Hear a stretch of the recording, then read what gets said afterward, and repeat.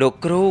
មានគេថាការជឿបុណ្យបាបគឺធ្វើឲ្យមនុស្សយើងមានបញ្ហាព្រោះនឹងធ្វើឲ្យមនុស្សគិតតែអំពីផលប្រយោជន៍បើសិនជាមិនបានបុណ្យទេគឺមិនធ្វើតើលោកគ្រូយល់យ៉ាងណាចំពោះមតិនេះអរគុណច្រើនសម្រាប់ការលើកឡើងនិងចោទជាសំណួរហើយក៏ផ្ដល់នូវឯកសារខ្លះៗដែលជាការយល់ឃើញរបស់អ្នកផ្សេងដែលគេគិតថាបើសិនជាមនុស្សជឿបុណ្យបាបនឹងធ្វើឲ្យមានបញ្ហាហើយសាសនាជាច្រើនគឺបង្រៀនពីរឿងបុណ្យបាបមែនទេតែប៉ុន្តែនៅក្នុងចំណុចនេះព្រះសម្មាពុទ្ធព្រះអង្គសម្ដែងហើយតាំងពីការតម្កល់ចិត្តហើយខ្ញុំក៏ធ្លាប់បានអធិប្បាយដែរពីការតម្កល់ចិត្តនៅក្នុងការឲ្យទានឥឡូវខ្ញុំនឹងអធិប្បាយបន្តទៀតយើងនឹងត្រួតមើលថាតើយើងនៅក្នុងតម្កល់ចិត្តបែបណាហើយវាអត់រួចរត់ពីទៅណាព្រោះព្រះសម្មាពុទ្ធជាគេថាសัพពញ្ញុតញ្ញាណត្រួតមើលថាមនុស្សសត្វនៅក្នុងโลกតម្កល់ចិត្តយ៉ាងណាអត់មានអីលើសពីនឹងនោះទេអញ្ចឹងចក្រវាលហ្នឹងអត់មានអីលើសពីនឹងទេធ្វើឲ្យមានហេតុនាំឲ្យកើតមានឋានសួគ៌ត្រឹមតែ7ជាន់6ជាន់ណាក៏ប៉ុន្តែឋានសួគ៌តាវតឹងវិញ្ញាជា2មាន7ព្រោះអីតាវតឹងទី1នៅលើភ្នំព្រះសណេរុតាវតឹងទី2នៅក្រោមភ្នំព្រះសណេរុដែលហៅថាតាវតឹងអសុរៈតាវតឹងមិនផឹកស្រាបើយើងនិយាយទៅគឺវាមិនមែនជាឈ្មោះតាវតឹងទេក៏ប៉ុន្តែគ្រាន់តែដើមកំណើតហ្នឹងពីសញ្ជាតិនៃទេវតាជាន់ទី2បើយើងនិយាយថាទេវតាជាន់ទី2ត្រូវជាងតាវតឹងព្រោះតាវតឹងគេទើបតែអភិសេកឈ្មោះក្រោយហ្នឹងប៉ុន្តែមិនដឹងថាយុគសម័យណានោះទេតាំងពីសម័យមគ្គមេនុបណានៅក្នុងចក្រវាលវាមានហេតុធ្វើឲ្យមនុស្សតម្កល់ចិត្ត7យ៉ាងហ្នឹងនឹងធ្វើឲ្យមានឋានសួគ៌តែប្រមាណហ្នឹងឯងឥឡូវខ្ញុំនឹងមកនិយាយអំពីការតម្កល់ចិត្តទាំង7យ៉ាងហ្នឹងនៅក្នុងការសរុបឲ្យពុកម៉ែបងប្អូនគ្នាត្រួតមើលទី1គឺគាត់ធ្វើល្អដោយសារតែគាត់រំពឹងផលគាត់ខ្លាចបុណ្យខ្លាចបាបអីហ្នឹងអាហ្នឹងគឺសិទ្ធិផលឯងគាត់រំពឹងផលដោយសារគាត់ចង់បានបុណ្យទើបគាត់ធ្វើល្អជួយសង្គ្រោះធ្វើទានចែករំលែកឬក៏រក្សាសិលឬក៏ធ្វើសមាធិធ្វើអីក៏ដោយឲ្យតែចង់បានផលនឹងរាប់ទុកថាយើងតម្កល់ចិត្តទី1ហើយមនុស្សជាច្រើនគឺបែបនេះប៉ុន្តែជាចំណុចល្អណាស់គឺជាចំណុចចាប់ដើមដែលធ្វើឲ្យមនុស្សធ្វើល្អព្រោះបើសិនជា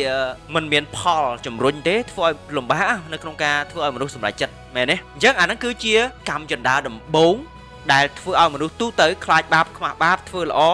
មិនធ្វើអាក្រក់នោះដោយសារតែតម្កល់ចិត្តហ្នឹងគឺយល់អំពីផលថាធ្វើល្អទៅបានផលធ្វើអាក្រក់ទៅបានផលអញ្ចឹងធ្វើឲ្យមនុស្សព្រមធ្វើព្រមសម្រេចចិត្តព្រមលះបង់ព្រមឲ្យទានព្រមរក្សាសិលព្រមជួយសង្គ្រោះគឺមើលអំពីផលអញ្ចឹងរាប់ទុកថាជាសមាទិដ្ឋិថ្នាក់ដំបូងបើសិនជាគាត់តម្កល់ចិត្តបែបនេះគាត់ធ្វើទៅពេលដែលគាត់ស្លាប់ទៅគាត់មានឱកាសបានទៅកើតនៅឋានសួគ៌ជាន់ចាតុមហារាជការនឹងជាគុណសម្បត្តិតែក៏មានគុណវិបត្តិណាគុណវិបត្តិវាមានច្រើនចាំនិយាយវគ្គក្រោយតែគុណវិបត្តិមួយដែលធ្វើឲ្យលេចធ្លោជាងគេនឹងទទួលបានការរិះគន់អំពីអ្នកតម្កល់ចិត្តទី2អ្នកតម្កល់ចិត្តទី2នោះគឺនៅពេលដែលគាត់ធ្វើទៅគាត់អត់រំពឹងផលនោះទេតែគាត់ធ្វើដោយការជួយសង្គ្រោះគាត់ចង់ចែករំលែកធ្វើដោយការអាណិតគាត់អត់រំពឹងផលនោះទេគាត់ឃើញគេអត់គេលំបាកគឺគាត់ចង់ជួយតែម្ដងគាត់ចង់ចែករំលែកតែម្ដងគាត់អាណិតក៏ប៉ុន្តែគាត់អត់ទៅការផលតបស្នងបើសិនជាគាត់ឃើញការលំបាកអីនោះគឺគាត់នឹងខ្នះខ្នែងជួយឲ្យអស់ពីចិត្តពីថ្លើមតែម្ដងអញ្ចឹងនៅពេលណាដែលគាត់តម្កល់ចិត្តបែបហ្នឹងគាត់ជួយដោយចិត្តស្មោះមែនទេនៅពេលដែលគាត់ជួយដោយចិត្តស្មោះគាត់នឹងមើលឃើញបុគ្គលតម្កល់ចិត្តទី1ហ្នឹងធ្វើដោយចង់បានផលបែបហ្នឹងបុគ្គលទី2នេះគាត់នឹងរិះគន់អានេះគុណវិបត្តិរបស់បុគ្គលដែលគាត់ទៅរិះគន់ណារិះគន់ទៅដោយសារតែបុគ្គលធ្វើចង់បានផលតែខ្លួនគាត់ទេធ្វើអត់ចង់បានផលទេដោយសារតែគេអត់គេលំបាកឲ្យតែកន្លែងណាលំបាកកន្លែងណាខ្វះខាតគឺគាត់ចុះទៅជួយគាត់ទៅចែករំលែកគាត់ទៅផ្ដល់អញ្ចឹងគឺគាត់អត់ទៅការផលតបស្នងក៏ប៉ុន្តែឲ្យតែឃើញវិបត្តិលំបាកគឺគាត់ជួយអស់ពីចិត្តបើសិនជាគាត់តម្កល់ចិត្តបែបនេះនៅពេលដែលគាត់ស្លាប់ទៅមានឱកាសបានទៅកើតទៅជាទេវតាឋានសួគ៌ជាន់ទី2នៅលើភ្នំព្រះសណេរុនិងបុគ្គលទី2ណាប៉ុន្តែគុណវិបត្តិក៏មានដែរបើសិនជាបុគ្គលហ្នឹងជាមនុស្សទើសទាល់ច្រើនឧទាហរណ៍ថាគាត់តម្កល់ចិត្តល្អគាត់តម្កល់ចិត្តថាគាត់ធ្វើទៅគាត់មិនចង់បានផលនោះទេក៏ប៉ុន្តែគាត់ទើសទាល់អ្នកបុគ្គលទី1បុគ្គលទី1តើឃើញផលកន្លែងណាផលច្រើនបានធ្វើនឹងក៏ជាបញ្ហាមួយដែរចាំវគ្គក្រោយខ្ញុំនឹងមកនិយាយដែលធ្វើឲ្យមានការធ្វើទានចំពោះបុគ្គលតើចំពោះសង្ឃចំពោះសក្កិសាមណេរអីហ្នឹងគឺធ្វើរៀងតិចអញ្ចឹងទៅបើសក្កិវត្តភិក្ខុគេធ្វើរៀងច្រើនអញ្ចឹងទៅអញ្ចឹងនឹងមានការបែងចែកបែបហ្នឹងច្រើនហើយក៏ជាវិបត្តិនិងបញ្ហានៅក្នុងសាសនាព្រះពុទ្ធសាសនាផងដែរនៅពេលដែលមានការចែករំលែកតគ្នាចាំវគ្គក្រោយខ្ញុំនឹងមកនិយាយពីរឿងហ្នឹងដែរតែឥឡូវយើងនិយាយអំពីការតម្កល់ចិត្តទាំង7យ៉ាងមិញចូលដល់ចំណុចទី2មែនទេគាត់អត់ត្រូវការផលតបស្នងហើយអញ្ចឹងនៅពេលណាដែលគាត់អត់ត្រូវការផលតបស្នងប៉ុន្តែគាត់ជួយសង្គ្រោះមានកម្រិតគឺលំអៀងយ៉ាងម៉េចបុគ្គលទី2គាត់អត់ត្រូវការផលតបស្នងប៉ុន្តែគាត់មានលំអៀងណាភាគច្រើនគឺលំអៀងតែមិនទាំងអស់ទេលំអៀងនោះគឺទី1បើសិនជា កន្លែងហ្នឹងសម្បូរហើយបរិបូរហើយគឺគាត់អត់ចង់ធ្វើទេគាត់ចង់ធ្វើតែកន្លែងណាដែលខ្វះខាតដែលលំបាកដែលអត់ពិតប្រាកដអញ្ចឹងគាត់ក៏ចែករំលែកដែរប៉ុន្តែនៅពេលណាដែលគាត់ឃើញកន្លែងណាសម្បូរហើយគេទៅទៀតណាគាត់អាចនឹងរិះគន់គេគាត់អាចនឹងទើសទាល់គេឬក៏ពេលខ្លះទៀតចិត្តរបស់គាត់ឧទាហរណ៍ឥឡូវចិត្តរបស់គាត់ចង់ធ្វើដោយមិនត្រូវការផលតបស្នងប៉ុន្តែឥឡូវគាត់អត់មានទេអញ្ចឹងគាត់អត់បានធ្វើទេដល់ពេលគាត់អត់បានធ្វើគាត់ទើសទាល់អំពីទ្រព្យសម្បត្តិអ្នកដទៃឧទាហរណ៍ថាកន្លែងហ្នឹងសបោសបាយហ៎អញ្ចឹងពេលដែលគេទៅជាប្រចាំវាកាន់តែសបោសបាយទៀតគាត់ក៏ចាប់ដើមទើសទាល់ទ្រព្យសម្បត្តិរបស់អ្នកដទៃគាត់គិតថាមិនបានមិនទៅយកជួយនៅកន្លែងនេះកន្លែងនោះអត់កន្លែងនោះលំបាកកន្លែងនេះខ្វះខាតអញ្ចឹងការទើសទាល់របស់គាត់ចាប់ដើមកើតទើសទាល់ទ្រព្យអ្នកដទៃតោះនេះបាទអញ្ចឹងបើសិនគាត់ទើសទាល់បែបនេះពេលខ្លះបើសិនគាត់មានទ្រព្យខ្លួនឯងគាត់ក៏ជួយឲ្យចិត្តស្មោះណាបុគ្គលបែបនេះនៅពេលដែលគាត់ស្លាប់ទៅគាត់មានឱកាសបានទៅកើតនៅឋានសួគ៌ប្រភេទទេវតាខ្សែទី2ឋានសួគ៌ជាន់ទី2ដែរប៉ុន្តែរៀងធ្លាក់ចុះក្រោមបន្តិចគឺទៅក្រោមភ្នំព្រះសុណិរូបវិញគឺភពអសុរៈហ្នឹងគឺកើតឡើងនៅកន្លែងនោះនឹងមានដើមឈើមួយនឹងមានកម្លាំងចិត្តអំពីព្រះរាជាដើមកាលពីមុនដែលធ្លាប់មគ្គមានុបទេវបុត្រហ្នឹងកបែងមកនៅពេលដែលលោកមានវិបត្តិផ្លូវចិត្តហ្នឹងដើមឈើហ្នឹងក៏ផុសឡើងដើមឈើហ្នឹងបល័យហៅថាចិត្តបាលិប្រែអ្នកខ្លះលោកប្រែនៅក្នុងគម្ពីរថាដើមចនាងឬដើមបាតលីដើមឈើហ្នឹងនៅពេលណាអ្នកណាដែលទៅក្រោមដើមឈើហ្នឹងហើយគឺនឹងរលឹកជាតិដើមដូនតារបស់ខ្លួនដែលគេធ្លាប់បានយកទឹកដីអ្នកខ្លះសិក្សាពីប្រវត្តិសាស្ត្រតែធ្វើបុណ្យច្រើនក៏មានឱកាសកើតនៅនឹងដែរហើយអ្នកណាដែលចូលចិត្តទើសទាល់បុណ្យរបស់អ្នកដទៃក៏មានឱកាសកើតនៅនឹងដែរប៉ុន្តែតោះតែធ្វើបុណ្យដែរណាធ្វើបុណ្យច្រើនដែរណាអញ្ចឹងគឺតម្កល់ចិត្តបែបហ្នឹងមានទេសម្បូរណាទី1ទី2ហ្នឹងគឺយើងនឹងសង្កេតឃើញថាសម្បូរព្រះសម្មាពុទ្ធព្រះអង្គបានសម្ដែងហើយអញ្ចឹងយើងអត់មានអីលំបាកនៅក្នុងការខ្វល់ខ្វាយនោះទេក៏ប៉ុន្តែមានបុគ្គលដែលគាត់តម្កល់ចិត្តពិសេសលើសនឹងទៀតតោះនេះបាទគឺគាត់អត់លំអៀងមិនមែនថាតរតែលំបាកបានធ្វើមិនមែនទេណាបើសិនប្រភេទតម្កល់ចិត្តទី2នោះបើន័យថាតរតែលំបាកតរតែក្រខ្សត់កន្លែងណាអត់គឺគាត់ទៅរកទៅជួយដោយចិត្តស្មោះប៉ុន្តែដល់ពេលបុគ្គលតម្កល់ចិត្តលើសពីហ្នឹងយ៉ាងម៉េចនៅពេលដែលបុគ្គលបែបហ្នឹងគឺគាត់ធ្វើបែបទម្លាប់តែម្ដងធ្វើប្រភេទរក្សាវងតកូលគ្រួសារតែម្ដងគឺគាត់ជាមនុស្សគ្រួសារហ្នឹងគឺគ្រួសារធ្វើបុណ្យហ្មងគាត់រក្សាវងតកូលគ្រួសារធ្វើបុណ្យគ្រួសារចែករំលែកអត់ខ្វល់ថាកន្លែងហ្នឹងមានក្រខ្វះអត់ទេគឺទ្រព្យសម្បត្តិរបស់គាត់បើថាមានប្រមាណគឺគាត់បែងចែកសម្រាប់ជួយហ្មងជួយមូលនិធិជួយកុមារកំព្រាជួយសាមណៈគឺចេញពីតកូលហ្មងចេញពីតកូលចេញពីគ្រួសារហ្នឹងតែម្ដងឲ្យតែថាឈ្មោះគ្រួសារហ្នឹងតកូលហ្នឹងគឺទ្រព្យសម្បត្តិហ្នឹងគឺគេយកទៅធ្វើទានធ្វើចែករំលែកធ្វើបុណ្យហ្នឹងនៅពេលដែលគាត់តម្កល់ចិត្តបែបហ្នឹងពេលដែលគាត់ស្លាប់ទៅមានឱកាសបានទៅកើតរួមលោកនៅក្នុងទេវតាយាមីហើយនៅមានការតម្កល់ចិត្តពិសេសលើសនឹងទៀតទី4គឺបុគ្គលដែលគាត់ធ្វើបុណ្យធ្វើទានប្រៀបដូចជាអ្នកដែលចាំផ្គត់ផ្គង់ទៅដល់ដូចជាសាមណៈព្រាហ្មណ៍ដែលគេចេញបួសអ្នកណាដែលអត់មានមុខរបរអីចឹងគឺគាត់ដល់ផ្គត់ផ្គង់ទំនុកបំរុងតែម្ដងឲ្យតែថាឥឡូវគេចេញបួសផ្គត់ផ្គង់គឺឲ្យតែគាត់លឺគឺគាត់បរិច្ចាគតែម្ដងគាត់ជួយតែម្ដងគាត់ឧបត្ថម្ភតែម្ដងតែគាត់អត់លំអៀងថាតើមានឬក្រអត់ទេឲ្យតែថាជាសាមណៈព្រាហ្មណ៍ចេញបួសគឺគាត់ដឹងថាពួកគេអត់មុខរបរគឺជួយកន្លែងនេះអត់មានមុខរបរអត់មានការងារអត់មានអាជីពទេគឺគាត់ជួយគឺផ្ដល់តែម្ដងធ្វើឲ្យមានអាជីពកើតឡើងតែម្ដងក៏ប៉ុន្តែនៅក្នុងអាជីពដែលត្រឹមត្រូវអញ្ចឹងណាគេយល់អំពីសាមណៈព្រាហ្មណ៍ដែលចេញបួសដែលលះចេញចាអំពីកាមគុណនេះចេញទៅបួសនេះអត់មានមុខរបរនេះប្រភេទគឺជួយច្រើនបែបហ្នឹងគឺមុខរបរដែលត្រឹមត្រូវអញ្ចឹងបើសិនជាគាត់តម្កល់ចិត្តបែបហ្នឹងបរិច្ចាគបែបហ្នឹងជួយបែបហ្នឹងពេលដែលស្លាប់ទៅមានឱកាសបានទៅកើតនៅឋានសួគ៌លើហ្នឹងទៀតគឺតោះសិតឋានសួគ៌ជាន់ទី4ហើយនៅមានការតម្កល់ចិត្តពិសេសលើសហ្នឹងទៀតគឺអ្នកដែលគាត់ធ្វើល្អតែម្ដងបរិច្ចាគក៏ដោយជួយក៏ដោយឲ្យទានក៏ដោយគាត់ធ្វើជាគំរូដល់អ្នកដទៃតែម្ដងវាប្រៀបដូចជាថាអ្នកប្រាជ្ញបណ្ឌិតហ្នឹងត្រូវតែធ្វើជាគំរូអ្នកដទៃដឹកនាំអ្នកដទៃធ្វើតែម្ដងដឹកនាំអ្នកដទៃជួយធ្វើចែករំលែកគ្រប់កន្លែងគ្រប់តំបន់ហើយក៏មិនលំអៀងថាត្រូវតែអត់ត្រូវតែអីគឺធ្វើទាំងអស់ឲ្យតែចេញពីគាត់ទៅគឺគាត់ធ្វើជាគំរូឲ្យគេឃើញតែម្ដងអ្នកណាធ្វើមិនធ្វើអត់ខ្វល់ទេគាត់អត់មានចំណែនគាត់អត់មានខ្វល់ពីអ្នកដទៃទេតែតួនាទីរបស់គាត់គឺធ្វើឲ្យគេឃើញនេះបែបហ្នឹងការតម្កល់ចិត្តបែបនេះនៅពេលដែលគាត់ស្លាប់ទៅគឺមានឱកាសបានទៅកើតនៅឋានសួគ៌ជាន់ទី5និម្មានរតីហើយនៅមានការតម្កល់ចិត្តទី6មួយទៀតការតម្កល់ចិត្តទី6នេះគឺការលះបង់គឺគាត់ជួយអ្នកដទៃជួយដោយមិនរំពឹងផលអ្វីទាំងអស់បាទចាប់ពីតាំងពីទី3ទី4មកទី5រហូតដល់ទី6គឺធ្វើសិតតែអ្នកដែលមិនត្រូវការផលនោះទេហើយអត់ខ្វល់នោះទេអញ្ចឹងនៅពេលណាដែលគាត់ធ្វើទៅឲ្យតែគាត់ធ្វើទៅអ្នកដទៃទទួលទៅសុបាយចិត្តរំភើបគឺគាត់កាន់តែរំភើបតាមអញ្ចឹងគាត់ធ្វើទៅអស់ប្រហែលអស់ទៅគាត់អត់ខ្វល់ទេឲ្យតែអ្នកដែលគេទទួលគាត់គេមានសេចក្តីសុខណាអូគឺគាត់រំភើបតែម្ដងមិនថាអ្នកនឹងមានក្រអត់ទេឲ្យតែថា ទទួលដោយសប្បាយចិត្តពីគាត់ទៅណាគឺគាត់ឲ្យគាត់លះបង់ទ្រព្យគាត់ជួយគាត់ចែករំលែកគាត់ធ្វើដោយរំភើបនៅពេលដែលគេឃើញគេទទួលឲ្យមានក្តីសុខណាឧទាហរណ៍ថាកន្លែងហ្នឹងនៅពេលដែលបានរបស់ហ្នឹងហើយគឺមានក្តីសុខគឺគាត់នឹងយកអាហ្នឹងទៅដាក់តែម្ដងរំភើបនៅពេលដែលឃើញអ្នកទទួលហ្នឹងសប្បាយគាត់ក៏សប្បាយចិត្តតាមនៅពេលដែលគាត់តម្កល់ចិត្តបែបនេះបើសិនជាគាត់ស្លាប់ទៅការឲ្យទានបែបនោះតម្កល់ចិត្តបែបនោះពេលស្លាប់ទៅនឹងបានទៅកើតនៅឋានសួគ៌ជាន់ទី6បារណមិតវសវតី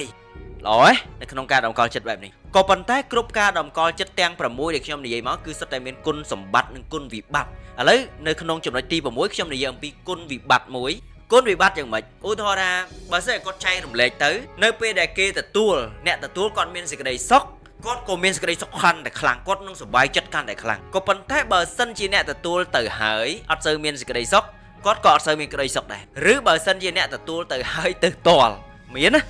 អ្នកខ្លះទទួលពីគេហើយទៅតល់ឥឡូវឧទាហរណ៍ថាគាត់ជាអ្នកធ្វើបុណ្យចែករំលែកគេអត់ខ្វល់គឺគាត់ធ្វើតែប៉ុន្តែមានអ្នកដែលទទួលទានរបស់គេហ្នឹងគាត់ថាម្នាក់ហ្នឹងធ្វើយកតែមុខហ្នឹងមើលដល់មានកាមេរ៉ាមានវីដេអូមានអីចឹងទៅធំខ្វាត់ខ្វែងឃើញ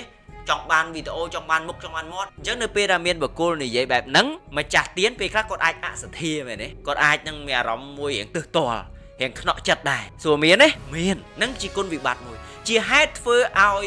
អ្នកដែលតម្កល់ចិត្តបែបហ្នឹងក៏សវោដែរហើយពេលខ្លះទៅអន់ចិត្តក៏ឈប់ធ្វើនៅកន្លែងហ្នឹងទៅធ្វើនៅកន្លែងផ្សេងអីចឹងទៅអញ្ចឹងនៅពេលដែលការតម្កល់ចិត្តបែបនេះវាមានការទើសទាល់ខ្លះដែរជាហេតុធ្វើឲ្យនៅឋានសួគ៌ជាន់ទី6បរណមិតវសវតីហ្នឹងមានស្ដេចឋានសួគ៌មានចំនួន2អង្គមាននគរ2ទេវបុត្រដឹកនាំទេវបុត្រទេពធីតាសោយសុខផ្នែកកាមគុណតែម្យ៉ាងអត់ខ្វល់អីនោះទេតែនឹងមានស្ដេចទេវបុត្រដែលមានឫទ្ធិមានអានុភាពដែលជាស្ដេចមួយប៉ែកទៀតដែលធ្លាប់បានសន្សំឧបនិស្ស័យរៀងទើសទាល់ដែលពីមុនមកគេនិយាយទៅគាត់រៀងទើសទាល់គាត់អន់ចិត្តគាត់ខ្នក់ចិត្តមិនពេញចិត្តក៏បានទៅកើតនៅឋានសួគ៌ជាន់ហ្នឹងដែរក៏ប៉ុន្តែផ្នែកមាអញ្ចឹងយើងអាចនឹងដឹងថានៅឋានសួគ៌ជាន់ទី6គឺមានស្ដេច2ធំស្ដេចផ្នែកខាងកាមគុណគេសោយសុខតែកាមគុណ5អត់ខ្វល់ពីអីទាំងអស់ហើយនឹងផ្នែកខាងមាខ្វល់អំពីអ្នកណាដែលធ្វើបុណ្យច្រើនដូចជាពុទ្ធត្រាស់ដឹងអីចឹងទៅបុណ្យច្រើនណាចាក់ចេញអំពីកាមភពចាក់ចេញអំពីភពនឹងអាចនឹងមករៀបរៀងមកផ្ចាញ់អីចឹងទៅអញ្ចឹងយើងអាចនឹងដឹងថានៅក្នុងឋានសួគ៌ជាន់ទី6មានស្ដេច2អង្គធំហើយក៏គេមានបរិវារច្រើនមហាសាលប៉ុន្តែមានឫទ្ធិមានអានុភាពប្រហែលគ្នាណាឋានសួគ៌ជាន់ទី6ហ្នឹងគឺការតម្កល់ចិត្ត6យ៉ាងហើយមានការតម្កល់ចិត្តមួយប្រភេទទៀតទី7ដែលលើសពីនឹងទៅទៀតដែលព្រះសម្មាសម្ពុទ្ធព្រះអង្គតែងណែនាំគឺការលះបង់នៅភាពកំណាញ់របស់ខ្លួនអញ្ចឹងធ្វើចេញទៅមិនខ្វល់នោះទេថាអ្នកនឹងល្អអាក្រក់មានក្រខ្វះខាតឬមិនខ្វះសបោឬមិនវអត់ទេប៉ុន្តែគាត់ធ្វើដើម្បីលះនៅភាពកំណាញ់របស់ខ្លួនឯងអញ្ចឹងនៅពេលដែលគាត់ធ្វើចេញទៅបើសិនជាមានអ្នកដទៃគេនិយាយគេរិះគន់ថាធ្វើយកមុខក៏គាត់អត់ខឹងអត់ខ្វល់ទេព្រោះគាត់ដឹងថាគាត់ធ្វើទៅលះនៅភាពកំណាញ់របស់គាត់បានហើយពិបាកនៅក្នុងការរកបុគ្គលបែបហ្នឹងដែលធ្វើចេញទៅគឺស្អាតទាំងកាយវាចាចិត្តលះនៅភាពកំណាញ់ហើយនៅពេលដែលបុគ្គលបែបហ្នឹងសន្សំយូរទៅណាបុណ្យសន្សំយូរទៅច្រើនទៅរបស់ណាដែលខ្លួនឯងស្រឡាញ់គឺលះបង់ឲ្យគេដូចជារឿងរ៉ាវព្រះវេស្សន្តរអញ្ចឹងណាអញ្ចឹងនៅពេលណាដែលខ្លួនឯងស្រឡាញ់សូម្បីតែប្រពន្ធដែលស្រឡាញ់កូនដែលខ្លួនឯងស្រឡាញ់ក៏លះដែរដើម្បីចាកចេញអំពីសេចក្តីទុក្ខទាំងឡាយអញ្ចឹងបើសិនជាបុគ្គលហ្នឹងហ្វឹកហាត់សន្សំការតម្កល់ចិត្តលះនៅភាពកំណាញ់របស់ខ្លួនហ្នឹងញឹកញាប់ទៅពេលដែលបុណ្យបារមីគ្រប់គឺអាចជ្រើសរើសនៅក្នុងការចោះចាប់កំណើតបានដូចជាព្រះពោធិសត្វអញ្ចឹងគឺព្រះអង្គអាចរើសកើតបានរើសកើតហើយជាតិចុងក្រោយលែងមកកើតទៀតអញ្ចឹងទៅក៏ប៉ុន្តែគ្រាន់តែមនុស្សទូទៅភាគច្រើនគឺយើងច្រើនតែតម្កល់ចិត្ត6យ៉ាងណាអា7ហ្នឹងគឺលំបាកណាស់ឥឡូវមានអ្នកណាគេថាខ្ញុំនឹងធ្វើអាហ្នឹងអារបស់ណាដែលស្រឡាញ់គឺខ្ញុំឲ្យគេឡានម៉ូតូលុយរបស់ដែលខ្លួនឯងចង់បានដែលខ្លួនឯងស្រឡាញ់ដែលរើមកទាំងលំបាកគឺចែកគេមានទេជួយខមមិនមកមើលថាមានចាំទៅសួរមើលថាមានអីខ្លះនឹងអាងឲ្យគេទៅយកគឺលំបាកលុះត្រាតែបុគ្គលនោះបានសន្សំដូចជាព្រះបរមពោធិសត្វអីចឹងទៅលោកសន្សំមិនមែនតែមួយជាតិឲ្យធ្វើបានទេប៉ុន្តែសន្សំយូរទៅកុសលហ្នឹងក៏បានជំរុញប្រមូលផ្ដុំคล้ายទៅជាដួងបុណ្យដ៏ធំនៅពេលដែលលោកទៅចាប់នៅកំណើតបដិសន្ធិនៅក្នុងជាតិណាមួយកុសលខ្លាំងធ្វើឲ្យលោកអាចហ៊ាននៅក្នុងការលះបង់សូម្បីតែជីវិតសាងនៅបរមត្ថបារមីបានអញ្ចឹងយើងសង្កេតមើលថានៅពេលដែលគេនិយាយមកគេចង់ជួយសង្គ្រោះជួយមិនអី មិនលើសអំពី6ប្រការហ្នឹងទេតោះណាបាទហើយបើសិនជាមានការទើសទាល់គ្នាយ៉ាងច្រើនអានៅក្នុងចំណុចទី1និងទី2ហ្នឹងទី1គឺធ្វើបុណ្យចង់បានផលរក្សាសិលចង់បានផលធ្វើទានចង់បានផលហើយនៅពេលណាដែលធ្វើចង់បានផលនឹងហើយជាហេតុធ្វើឲ្យមានការទើសទាល់ពីអ្នកដែលតម្កល់ចិត្តទី2ដែលគាត់គិតថាគាត់ធ្វើទៅគាត់មិនចង់បានអីទេគាត់ចង់តែជួយគេភាគច្រើននឹងមានការទើសទាល់គ្នាអ្នកដែលតម្កល់ចិត្តទី1និងទី2ហ្នឹងហើយតោះនេះបាទក៏ប៉ុន្តែគ្រាន់តែថាមនុស្សភាគច្រើនគឺដើម្បីឈានចូលទៅដល់ទាំង6 7ប្រការហ្នឹងវាត្រូវឆ្លងកាត់ដំណាក់កាលកម្មយដាទី1និងទី2ហ្នឹងវាសំខាន់ណាតោះនេះបាទវាលំបាកនៅក្នុងការឆ្លងផុតពីដំណាក់កាលទី1និងទី2បើយើងធ្វើអីមួយមកឥឡូវយើងធ្វើមុខជំនួញអាជីវកម្មមានអាណាមួយខ្ញុំធ្វើអាជីវកម្មខ្ញុំធ្វើនឹងមិនត្រូវការផលមិនត្រូវការផលចំណេញទេវាលំបាកបើទោះបីជាពេលខ្លះយើងមិនត្រូវការចំណេញជាលុយប៉ុន្តែយើងអាចត្រូវការចំណេញជាអីផ្សេងអញ្ចឹងគ្រប់ទូទៅភាគច្រើនគឺយើងធ្វើដើម្បីចង់បានផលនឹងឯងក៏ប៉ុន្តែវាជាថ្នាក់បឋមជាហេតុធ្វើឲ្យយើងបានធ្វើនៅសេចក្តីល្អដែរជាហេតុធ្វើយើងបានរក្សាសិលដែរដោយសារតែយើងខ្លាចបាបដោយសារតែយើងចង់បានបុណ្យទើបយើងរក្សាសិលអាហ្នឹងគឺសុទ្ធតែជាបឋមចិត្តបឋមមហេតុបើយើងអត់មានបឋមអត់មានកម្មយដាជាន់ទី1ទេអាទី2ក៏អត់ដែរអាទី2ធ្វើអត់ពេលខ្លះគាត់ថាគាត់ធ្វើគាត់អត់ចង់បានផលទេប៉ុន្តែផលដែលគាត់ចង់ធ្វើគឺគាត់ចង់ជួយអ្នកអត់តោះណាបាទដោយសារគាត់ឃើញគេខ្វះខាតប៉ុន្តែផលរបស់គាត់គឺគាត់ចង់ជួយគេអ្នកអត់ហ្នឹងតែមន្ទិលរបស់គាត់មួយទៀតហ្នឹងគឺបើសិនតែគេមានគឺគាត់អត់ជួយទេអាហ្នឹងវាលំបាកកន្លែងហ្នឹងមួយដែរក៏ប៉ុន្តែព្រះសម្មាសម្ពុទ្ធអត់ឲ្យយើងធ្វើដោយការលំអៀងនោះទេយើងធ្វើដោយលះនៅភាពកំណាញ់តែគ្រាន់តែយើងលំបាកមែនទេដូចខ្ញុំនិយាយអញ្ចឹងថាពេលខ្លះទៅឧទាហរណ៍ថាយើងទៅធ្វើទៀនបើគេមិនសុំទេយើងងាយឲ្យមែនអត់ថតតែគេសុំមិនបានយើងឲ្យអាហ្នឹងជាទូទៅនឹងហើយដែលជាហេតុធ្វើឲ្យពេលដែលយុគសម័យព្រះសម្មាសម្ពុទ្ធព្រះអង្គសម្ដែងអំពីតក្កណាវិភាំងបានន័យថាការឲ្យទានទៅតាមប្រភេទបុគ្គលបានបុណ្យឲ្យទានសត្វដេរឆានបាន100ឲ្យមនុស្សអត់សិលបាន1000នៅពេលដែលព្រះអង្គសម្ដែងបែបហ្នឹងហើយរហូតទាល់តែព្រះអង្គសម្ដែងអំពីការឲ្យទានចំពោះព្រះពុទ្ធរួមទាំងព្រះសង្ឃនោះមានផលច្រើនធ្វើឲ្យបុគ្គលដែលយកទៅនិយាយខុសអំពីពុទ្ធដីកាហ្នឹងមនុស្សយល់ច្រឡំគេតេះដៀលព្រះពុទ្ធសាសនាហើយនៅក្នុងចំណុចហ្នឹងគឺខុសគ្នាតែបន្តិចទេឥឡូវចាំខ្ញុំមកនិយាយវគ្គក្រោយទៀតដែលជាហេតុធ្វើឲ្យវច្ឆៈហ្នឹងឮតគ្នាអញ្ចឹងទៅថាមកសួរព្រះពុទ្ធថាបុព្វពុទ្ធព្រះអង្គដ៏ចម្រើនឮគេថាព្រះអង្គសម្ដែងថាអ្នកដែលឲ្យទានចំពោះព្រះពុទ្ធមានផលច្រើនឲ្យទានព្រះសង្ឃមានផលច្រើនមានតែព្រះពុទ្ធមានតែព្រះសង្ឃតែប៉ុណ្ណោះដែលជាបរិស័ទហ្នឹងគួរឲ្យទានតែប៉ុណ្ណោះអ្នកដទៃមិនគួរនោះទេតើមែនទេព្រះអង្គកន្លែងនេះព្រះសម្មាពុទ្ធព្រះអង្គបដិសេធថានឹងមិនមែនទេនឹងគឺជាការមូលបង្កាច់ពុទ្ធដីកាប៉ុន្តែស្ដាប់ទៅប្រហាក់ប្រហែលគ្នាចាំវគ្គក្រោយខ្ញុំនឹងមកនិយាយពីរឿង